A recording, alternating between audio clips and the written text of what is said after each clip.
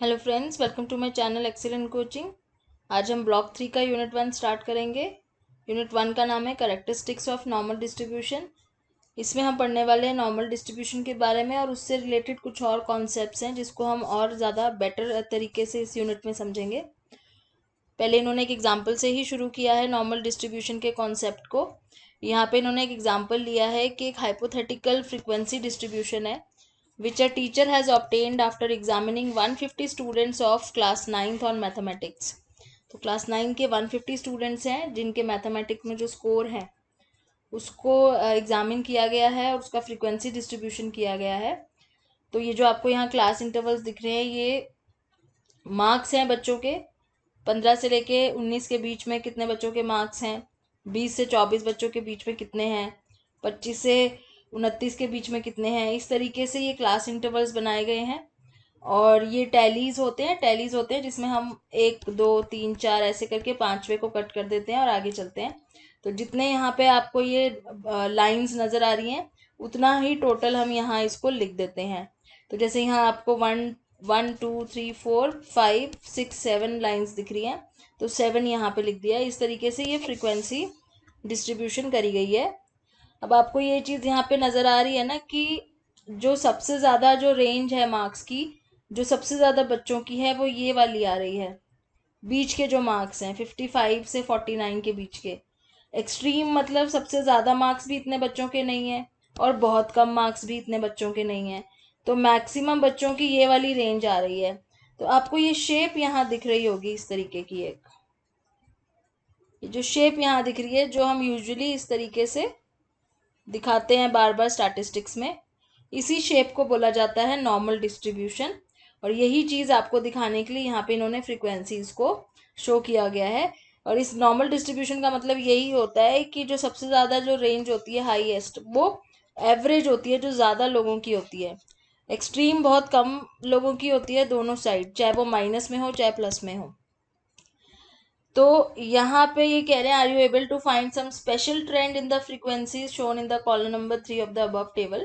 Probably yes, the concentration of maximum frequencies, concentration of maximum frequencies, अब देखो ये 30 जो है, 30 सबसे ज़्यादा बड़ा number, lies near A central value of distribution, centre में है। And the frequency gradually taper of, taper of का मतलब धीरे धीरे कम होता जा रहा है, नीचे की तरफ आ रहा है दोनों side, symmetrically on both sides of this values. तो अब आपको ये नॉर्मल कर्व के बारे में समझा रहे हैं। तो कॉन्सेप्ट ऑफ नॉर्मल कर्व में कह रहे हैं कि suppose if we draw frequency polygon with the help of, अब ऊपर जो चीज़ है ना उसका इन्होंने फ्रीक्वेंसी पॉलीगन बनाया है। तो पॉलीगन फ्रीक्वेंसी कैसे, जैसे ग्राफ में प्लॉट करके उन डॉट्स को जोड़ दिया गया है। तो जो वैल्यूज थी ऊपर एक्स एक्सिस में फ्रीक्वेंसीज डाल दी, वाई एक्सिस में आपका वाई एक्सिस में आपकी फ्रीक्वेंसीज डाल दी हैं और एक्स एक्सिस में आपका ये क्लास इंटरवल डाल दिया है और उसको इन्होंने प्लॉट किया हुआ है। तो जब ये प्लॉट किया तो उसके बाद जो इनको ये पॉलीगन मिला है इसको फ्रीक्वेंसी पॉलीगन बोलते हैं। And it is like a bell, bell मतलब जो शेप मैंने आपको ऊपर बताई इसको बेल शेप बोलते हैं, because bell is also like this shape, जो हम यूजुअली जो क्रिसमस बेल बोलते हैं जिसको, या नॉर्मल बेल होती है इस शेप की होती है, इसलिए इस कर्व को बेल शेप कहते हैं। Which is symmetrical on both the side. Symmetrical मतलब अगर हम इसको बीच में से कट करते हैं तो दोनों साइड पे सिमेट्रिकल एरिया मिलता है हमें same. If you compute the values of mean median mode you will find m is equal to 52, जो एवरेज होती है। मीडियन भी 52 है। मीडियन का मतलब होता है जो सेंटर की वैल्यू नहीं होती है, पूरे फ्रिक्वेंसी में सेंटर वैल्यू क्या आ रही है, 52 आ रही है। और जो मोड होता है, मोड मतलब जो बार बार जो वैल्यू रिपीट हो रही है, सबसे ज़्यादा बार जो वैल्यू रिपीट हो रही है। तो इस केस में तीनों ही सेम आएंगे क्योंकि आपका ये एक सिमेट्रिकल बेल शेप कर्व है जिसको हम टेक्निकली नॉर्मल प्रोबेबिलिटी कर्व, अगर प्रोबेबिलिटी भी आप हटा दो तो इसको हम नॉर्मल कर्व के नाम से जानते हैं, जिसके बेस पे हमारा पूरा स्टैटिस्टिक्स चल रहा है। The corresponding frequency distribution of scores having just the same values of all 3 measures of central tendency. और ये जो 3 चीज़ें मैंने ऊपर आपको बताई, मीन मीडियन मोड, इसको हम बोलते हैं सेंट्रल टेंडेंसी। किसका, नॉर्मल डिस्ट्रीब्यूशन का central tendency. So many variables in the physical biological, मतलब फिजिकल मतलब हाइट वेट टेम्परेचर, आप इसका बना सकते हो। बायोलॉजिकल में एज, लॉन्गिटिविटी और ब्लड शुगर लेवल, इन चीज़ों का। और अगर हम बिहेवियरल की बात करें जो हम साइकोलॉजी में करते हैं, उसमें हम अपने इंटेलिजेंस के स्कोर्स का, एडजस्टमेंट स्कोर्स का, एंग्जाइटी का, इन सब चीज़ों का हम जो है नॉर्मली डिस्ट्रीब्यूशन कर्व बनाते हैं। क्यों? क्योंकि ये सारी चीज़ें नॉर्मली डिस्ट्रीब्यूटेड है। नॉर्मली डिस्ट्रीब्यूटेड का मतलब है नॉर्मली जैसे होना चाहिए। नॉर्मल क्यों बोलते हैं इसको? क्योंकि नॉर्मली क्या होता है कि जो ज़्यादा लोगों की वैल्यूज होती है ना, वो एवरेज ही होती है, एक्सट्रीम बहुत कम होती है। दीज आर एक्सट्रीम्स, माइनस में और प्लस में। ज़्यादातर लोगों की एवरेज ही होती है, इसको नॉर्मल कहा जाता है, इसलिए इसका नाम नॉर्मल कर्व है। और ये जो सारी चीज़ें यहाँ बोल रहे हैं, चाहे फिजिकल डायमेंशंस हो हमारी, चाहे बायोलॉजिकल डायमेंशंस हो, चाहे वो हमारी बिहेवियरल डायमेंशंस हो, ये सब चीज़ों का एक नॉर्मल कर्व ही बनता है।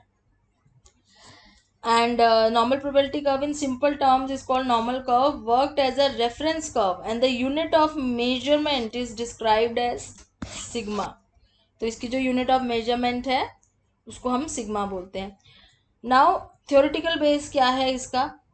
The normal probability curve is based upon the law of probability, the various games of chance discovered by French mathematician Abraham de Moivre. तो इनके अकॉर्डिंग क्या है, लॉ ऑफ प्रोबेबिलिटी के जो नॉर्मल कर्व है ना, वो क्या इलस्ट्रेट कर रहा है, हमें क्या शो कर रहा है? वो ये शो कर रहा है that are based upon the law of chance and probable occurrence of certain events. वो ये शो कर रहा है कि कोई भी इवेंट है उसका जो प्रोबेबल चांस ऑफ अक्रेंस है, या एक प्रोबेबल अक्रेंस का जो किसी भी तरीके से कोई इवेंट अकर होता है, तो उसका प्रोबेबिलिटी जो होती है वो शो कर रहा है नॉर्मल कर्व हमें। और ये एक लॉ ऑफ प्रोबेबिलिटी है। इसके करेक्टरिस्टिक्स क्या है नॉर्मल प्रोबेबिलिटी कर्व के? इसको नॉर्मल प्रोबेबिलिटी कर्व भी बोलते हैं, जैसे हमने ऊपर पढ़ा। तो ये सिमेट्रिकल होता है, ठीक है। The normal probability curve is symmetrical with its vertical axis called ordinate. Vertical axis ये वाला है इसका, this axis is called vertical axis, इसको हम बोलते हैं ऑर्डिनेट।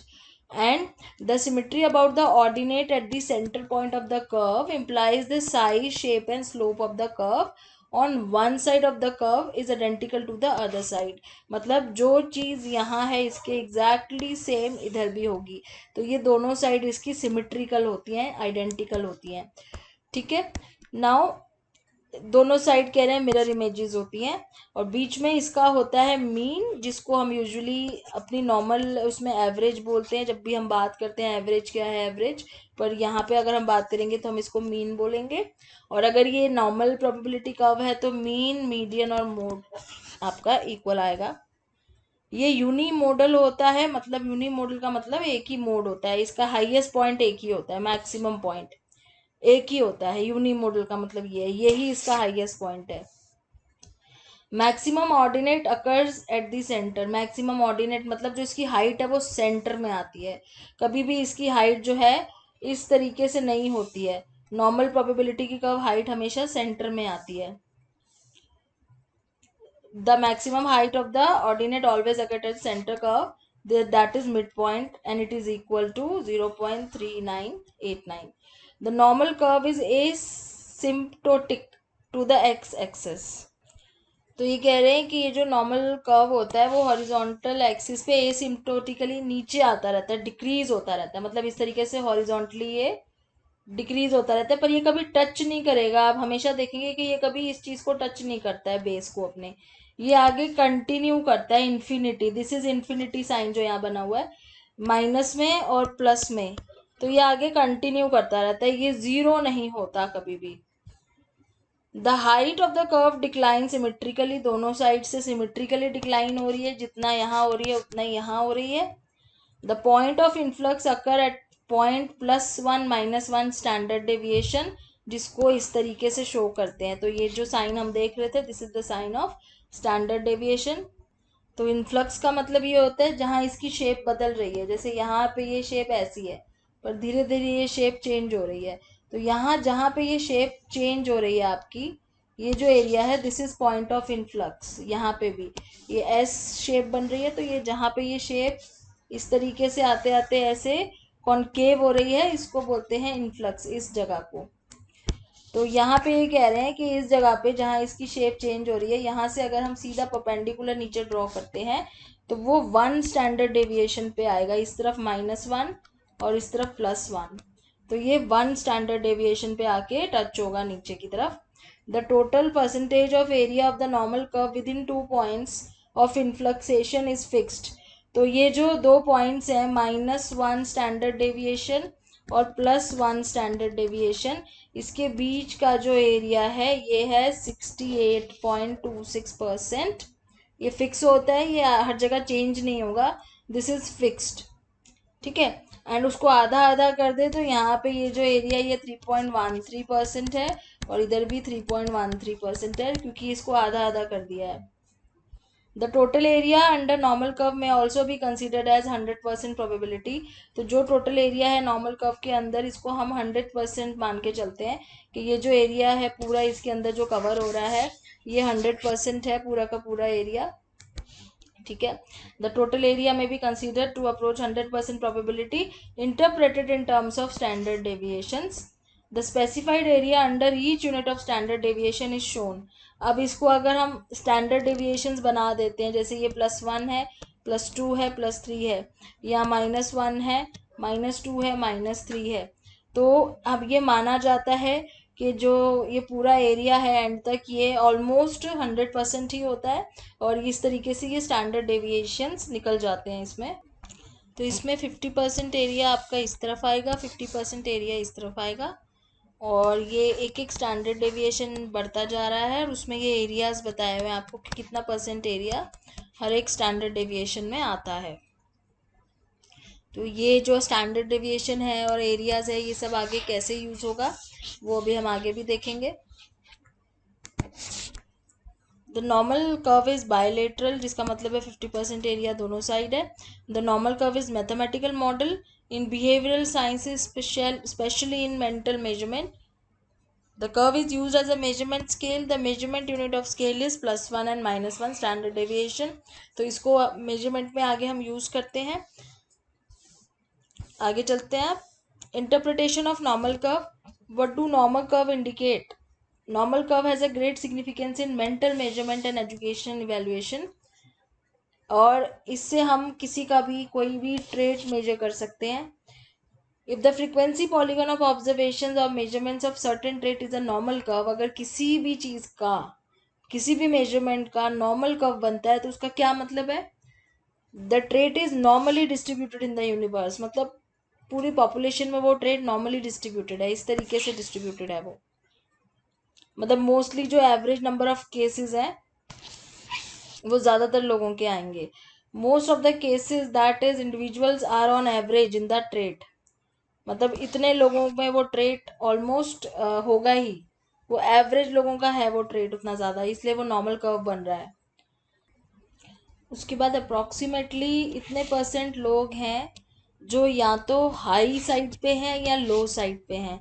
कहने का मतलब ये है, जैसे अगर ये आपका कर्व है इस तरीके से, ऐसे आपका कर्व बना हुआ है जिसमें आपका 68.26% जो एरिया है वो एवरेज है, 68.26, ठीक है। और ये पूरा एरिया मैंने बोला आपको 100% माना जाता है, तो 100 में से अगर हम 68.26 को माइनस कर देते हैं तो बचता कितना है? हमारा बचता है 31.74।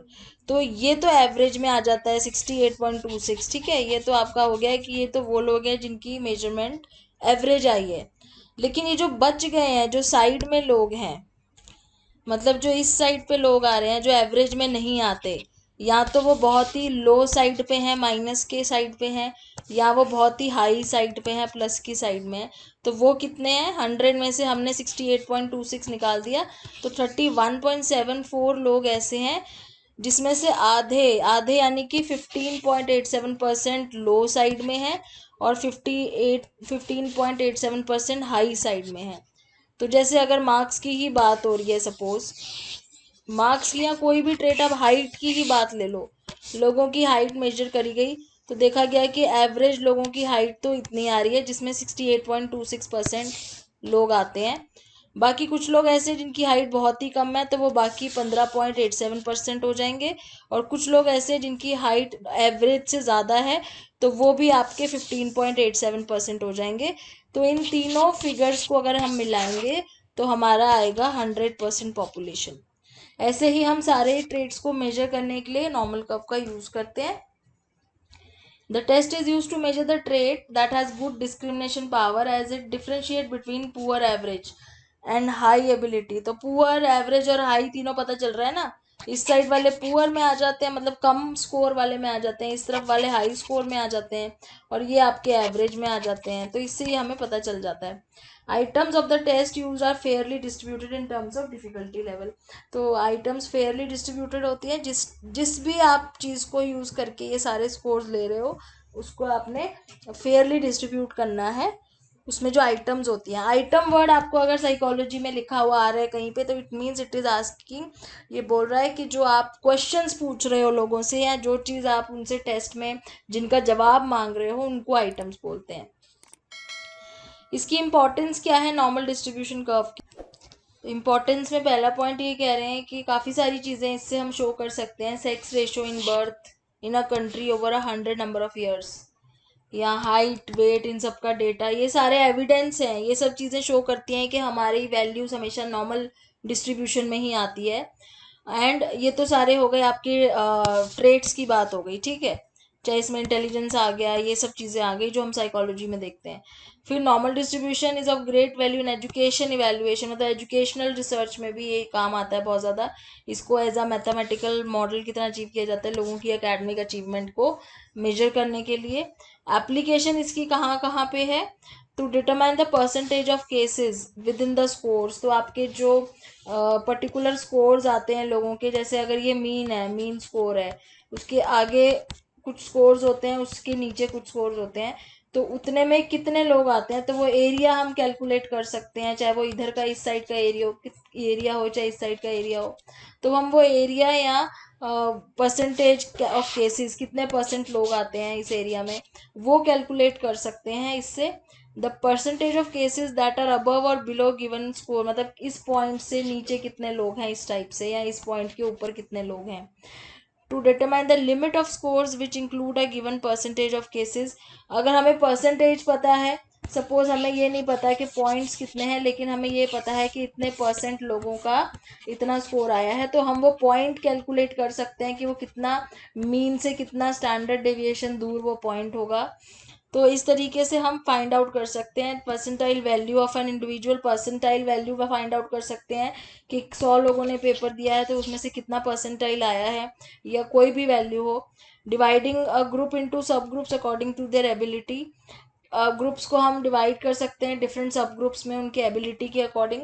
To compare the two distribution in terms of overlapping, और to determine the relative difficulty. तो ये सब चीज़ें हम एक नॉर्मल कर्व से कैलकुलेट कर सकते हैं, इसलिए इसको स्टैटिस्टिक्स में इतनी इंपॉर्टेंस मिली है। The table of areas under the normal probability curve. अब जो एरियाज कैसे कैलकुलेट करते हैं, उसके नीचे कैसे यूज होता है इसका, वो हम यहाँ पे समझेंगे। Table 1.6.1 gives the functional parts of the total areas. तो ये किसी टेबल की बात कर रहे हैं, ये टेबल है हमारा जो हम देखेंगे अभी कैसे करना है। Normal probability curve table is generally limited to the areas under normal curve. तो ये जो आपको यहाँ पे ये वैल्यूज दिख रही है ना, ये सारी जो वैल्यूज हैं, ये सारी की सारी इस टेबल में ये सारी एरियाज हैं। ये सब क्या हैं? ये एरियाज हैं। Areas under normal probability curve. इस कर्व के अंदर किस पॉइंट पे कितना एरिया है, आपको ये इस टेबल से पता चलेगा। तो ये कैसे पता करना है? कह रहे हैं with n equal to 1 and standard deviation 1। ये उसका टेबल है जिसका n भी 1 है और स्टैंडर्ड डेविएशन भी 1 है। when the values of n and standard deviation are different from these, the measurements or score should be converted into sigma scores। तो अगर हमें कोई वैल्यू दी गई है जो 1 नहीं है, 1 के अलावा कुछ और है, एन भी कुछ और है, सिग्मा भी कुछ और है, स्टैंडर्ड डेविएशन कुछ और है, तो उस केस में हमें टेबल कैसे देखना है? तो उस केस में हमें टेबल देखने के लिए हमें जी स्कोर निकालना पड़ता है, जिसको हमने पहले भी अपने कुछ उसमें यूज़ किया है, जो हमने पिछले यूनिट्स पढ़े हैं उसमें यूज़ किया है जी स्कोर को। इसका क्या फॉर्मूला होता है, x माइनस एम नीचे डिवाइडेड बाय स्टैंडर्ड डेविएशन। तो z मतलब स्टैंडर्ड स्कोर, या आपने कहीं कहीं पे स्टेन स्कोर करके भी सुना होगा इसको, स्टेन स्कोर, स्टैंडर्ड स्कोर। फिर उसके बाद x मतलब रॉ स्कोर होता है, जो सैंपल का होता है। रॉ स्कोर मतलब जो एक्चुअली में स्कोर आते हैं लोगों के, जिसको रॉ स्कोर बोला जाता है।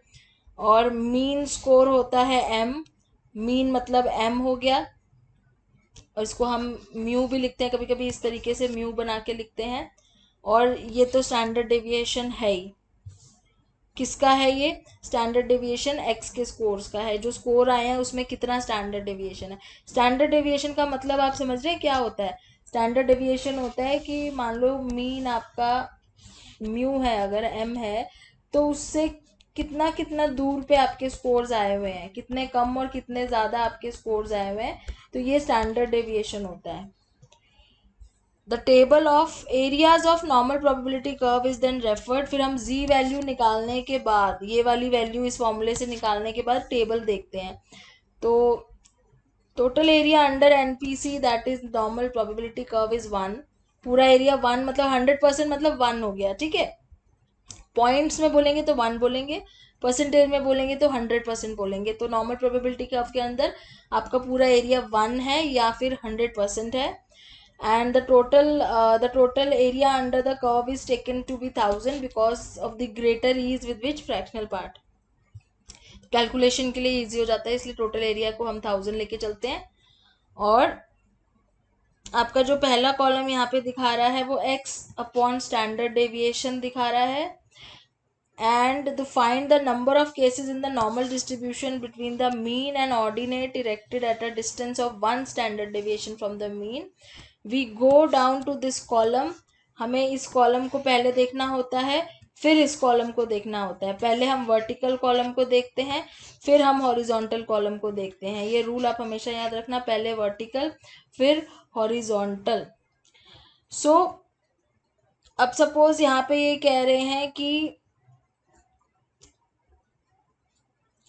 हमारी स्टैंडर्ड डेविएशन 1 के अंडर अगर हमें एरिया देखना है कितना आता है। So suppose this is 0। एक स्टैंडर्ड नॉर्मल कर्व में ये 0 होता है, मीन मोड और मीडियन, मतलब ये मीन 0 होता है स्टैंडर्ड नॉर्मल कर्व में। और यहाँ स्टैंडर्ड डेविएशन 1 -1 -2 -3 होता है। इधर 1 होता है, 2 होता है और 3 होता है। तो ये कह रहे हैं कि हमें 1 स्टैंडर्ड डेविएशन में देखना है कि कितना एरिया आता है। 1 स्टैंडर्ड डेविएशन के अंडर कितना एरिया आता है। ये 1 स्टैंडर्ड डेविएशन है, तो मीन से 1 स्टैंडर्ड डेविएशन के अंदर कितना एरिया आता है हमें ये देखना है, ठीक है। तो उसमें हम कैसे देखेंगे, टेबल में कैसे देखेंगे?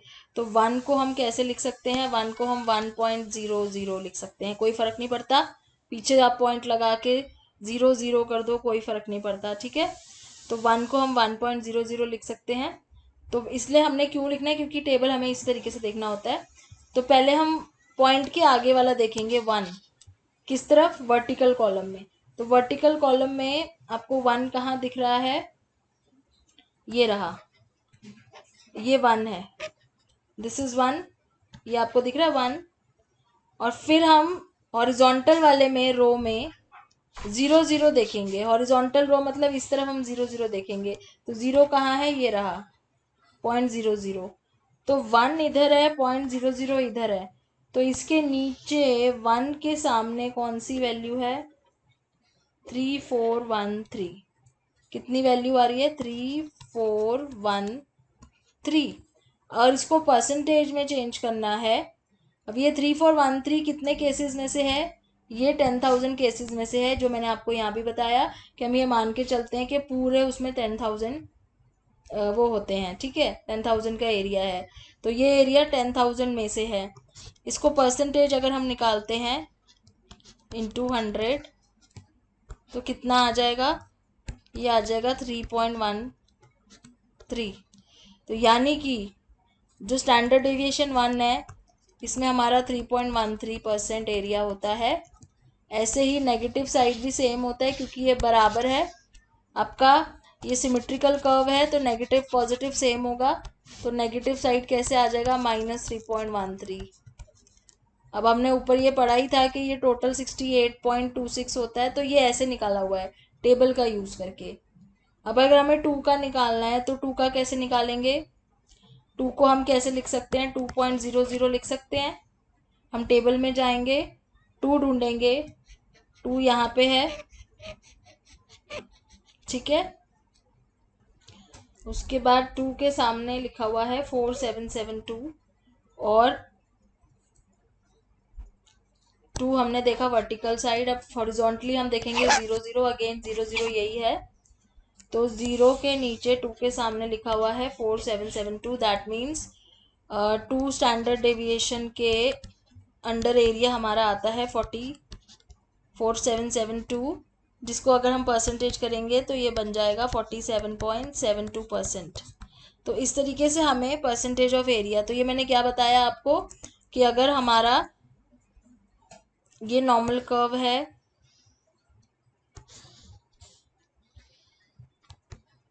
और जिसका स्टैंडर्ड डेविएशन 1, 2 ऐसे चल रहा है, तो 2 के अंडर कितना एरिया आ रहा है, दैट मीन्स ये 2 स्टैंडर्ड डेविएशन के अंदर मीन से लेके 2 तक कितना एरिया आ रहा है, ये आ रहा है 47.72%। ऐसे हम ये एरिया निकालते हैं। टेबल कैसे देखते हैं, पॉइंट के इधर वाले नंबर्स हम वर्टिकली ढूंढेंगे और उधर वाले नंबर हम हॉरिजॉन्टली देखेंगे। अब आगे इन्होंने और एक एग्जांपल दिया हुआ है, जैसे सपोज ये कह रहे हैं कि हमें 1.56 की, क्योंकि हमेशा 1, 2, 3 ऐसे आपको होल नंबर्स नहीं मिलेंगे, पॉइंट्स में मिलेंगे, 1.56 के अंडर हमने देखना है। तो 1.5 का हम कैसे देखेंगे, 1.56 का हम कैसे देखेंगे, वी गो डाउन कॉलम 1.5, 1.5 ढूंढेंगे। अब हम यहाँ पे ये रहा 1.5, ठीक है। लेकिन अब हमें ये वैल्यू नहीं लेनी है क्योंकि ये 0 नहीं है इसके आगे। पहले 1.5 देख लिया हमने, 1.5, और उसके आगे क्या था, 6 था, 6 था, तो इन्होंने इसको 1.5 एंड 0.06 अलग अलग कर दिया, 1.5 एंड 0.06 अलग कर दिया। अगर आप इसको जोड़ के देखो तो 1.5 एंड 0.06, तो ये टोटल कितना बनता है, 1.56 ही बनता है। तो इन्होंने 1.5 और 0.06 अलग कर दिया, तो 1.5 हमने ढूंढ लिया था। अब यहाँ पे हम देखेंगे हॉरिजॉन्टली कि 0.6 किधर आ रहा है, तो ये हमारा 0.6 है। तो अब हम 1.5 के आगे इस वाली रो में नीचे देखते, कॉलम में नीचे देखते हुए चलेंगे, तो हमारा 1.5 ये था और ये हमने देखना था 0.06 के नीचे, तो हमारा आ रहा है 4406। तो यही चीज़ यहाँ लिखी हुई है, इसका मतलब इतने स्टैंडर्ड डेविएशन के अंदर 44.06% एरिया आता है। मतलब मीन और 1.56 जो है हमारा स्टैंडर्ड डेविएशन है। तो अगर इसको मैं आपको उसमें दिखाऊं डायग्राम में, तो ऐसे अगर आपसे पूछा हुआ है कि मीन, ये हमारा मीन है और ये 1 स्टैंडर्ड डेविएशन है, तो 1.56 आपका 1, 2 के बीच में कहीं यहाँ पे आया होगा। तो सपोज ये 1.56 का लाइन है, तो इतने एरिया, ये कितना एरिया है 1.56 तक मीन से, तो वो है 44.06%। तो इस तरीके से हमने देखना है। एग्जाम्पल और एक दिया हुआ है आपको समझाने के लिए, between the mean and a point 1.38 standard deviation are found 41.62% of the entire area under the curve। मतलब हमें 1.38 के अंदर देखना है, तो हम इसको क्या कर लेंगे, इसको हम अलग अलग कर देंगे, 1.3 एक तरफ एंड 0.08 एक तरफ कर दिया। 1.3 वर्टिकली देखेंगे, 0.08 हम हॉरिजॉन्टली देखेंगे। तो 1.3 देख लेते हैं पहले, ये 1.3 है, ये 0.08 है। तो अगर हम 1.3 के सामने जाएं और 0.08 के नीचे आए, तो एरिया आ रहा है 41.62%, जो कि यहाँ दिया हुआ है। तो इस तरीके से हमने देखना है। So we have so far considered only these distances, ये जो स्टैंडर्ड डेविएशन वाला है, measured in the positive direction from the mean. For this we have taken into account only the right half of the curve. हम right side देख रहे हैं ना अभी तक कर्व का सारा, क्योंकि ये सारी पॉजिटिव वैल्यूज हैं. लेकिन अगर हमें नेगेटिव निकालनी है तो since the curve is symmetrical about the mean, the entries in the table apply to distances measured in the negative direction also. क्योंकि एक नॉर्मल कर्व सिमेट्रिकल होता है तो ये टेबल आपका नेगेटिव साइड पे भी अप्लाई होता है. If we have to find percentage of the distribution between the mean and -1.28, so we take entry 3997 in the column. तो वैसे ही होगा, माइनस के केस में भी हम वही करेंगे. -1.28 मतलब 1.28 का मतलब 1.2 और 8 के अंडर अगर हम देखेंगे तो ये आ रहा है 3997.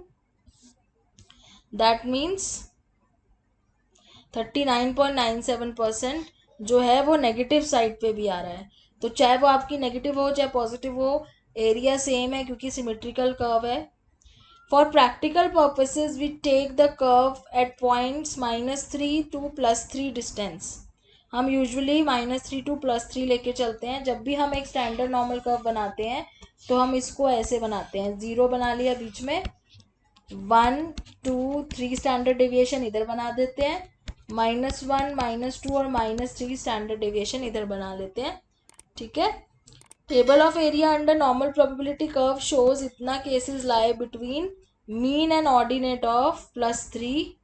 तो ये बता रहे हैं कि जो 3 तक अगर हम लेना मीन को और 3 तक ले तो ये बनता है 99.73% area total would lie between. ये मतलब -3 +3 टोटल की बात हो रही है क्योंकि ये 100% है ना टोटल. तो ये थोड़ा सा छोड़ दिया हमने, ये वाला छोड़ दिया हमने. तो ये जो बीच का आ रहा है -3 से +3 के बीच में ये जो एरिया आ रहा है ये मतलब 99.73% है. बाकी जो छूट गया वो सब मिला के 100 हो जाता है. तो द रेस्ट 0.27%, 0.27 मतलब जो बच गया 100 में से वो बियॉन्ड 3 है. मतलब 3 के इस तरफ है और 3 के इस तरफ है, वो बियॉन्ड 3 है. और वो इतना छोटा है कि उसको नेग्लिजिबल माना जाता है. नेग्लिजिबल क्यों माना जाता है? क्योंकि वो बहुत छोटा है 0.27%. एक्सेप्ट कब? जब हमारा एन बहुत बड़ा हो. एन बहुत बड़ा हो मतलब लोग इतने ज़्यादा ले लिए आपने. एन मतलब क्या होता है? Number of people, number of observation, number of subjects. तो आपने एन इतना ज़्यादा ले लिया कि आप उसको निगलेक्ट नहीं कर सकते, उस छोटे से एरिया को भी निगलेक्ट नहीं कर सकते. अगर एन छोटा है तो निगलेक्ट कर सकते हैं, लेकिन अगर एन बहुत बड़ा है, पॉपुलेशन है पूरी, बहुत बड़ा है एन, तो हम उसको निगलेक्ट नहीं करते हैं. तो आई होप आपको ये समझ में आ गया होगा कि नॉर्मल प्रोबेबिलिटी कर्व और ये स्टैंडर्ड डेविएशन और ये एरिया ये सब क्यों निकाला जाता है. Points to be kept in mind while consulting table of area under normal probability curve. क्या पॉइंट्स हमें ध्यान में रखने हैं? पहला है एवरी गिवन स्कोर और observation must be converted into standard measurement. आपको सारे रॉ स्कोर यानी कि एक्स को जेड में बदलना है तभी आप टेबल देख सकते हो. तो जब भी हम साइकोलॉजी में प्रैक्टिकल्स करते हैं तो हम जो रॉ स्कोर्स होते हैं हमेशा उसको हम स्टेन स्कोर में चेंज करते हैं, तभी हमें उसको आगे फर्दर इंटरप्रेट करना आता है. तो यही चीज़ है, उसका फॉर्मूला है. इससे हम मीन अगर हमें पता है, स्टैंडर्ड डेविएशन पता है, तो रॉ स्कोर को हम जेड में जी स्कोर में चेंज कर सकते हैं, जिससे हम टेबल देख सकते हैं, Z score table. The mean of the curve is always the reference point. Mean हमेशा रेफरेंस पॉइंट होता है. मीन के बिना आपका जी स्कोर निकल ही नहीं सकता है. All the values of the areas are given in terms of distance, क्योंकि सारी वैल्यूज आपके मीन से कितना दूर है उस वे से दी होती है. तो जो भी आपका मीन होता है उससे ये कितनी दूर है सारी वैल्यूज, उसी से चलता है सब आगे. Areas in terms of proportion can be converted into percentage. जैसा हमने किया था, एरिया निकाल के उसको परसेंटेज में चेंज कर दिया था, जिससे हमें इजी हो गया समझना कि कितना परसेंट है. While consulting the table, absolute value of z should be taken. However, negative value of z shows the score and the area lie below the mean. मतलब नेगेटिव मतलब मीन के इस तरफ है, नीचे की तरफ है. पॉजिटिव मतलब मीन के राइट साइड में है, ऊपर की तरफ है मीन से. तो मीन से कम है तो नेगेटिव हो जाएगा, ऑब्वियस सी बात है। And this fact should be kept in mind while doing further calculation. Positive value of z score shows the score lies above the mean right side.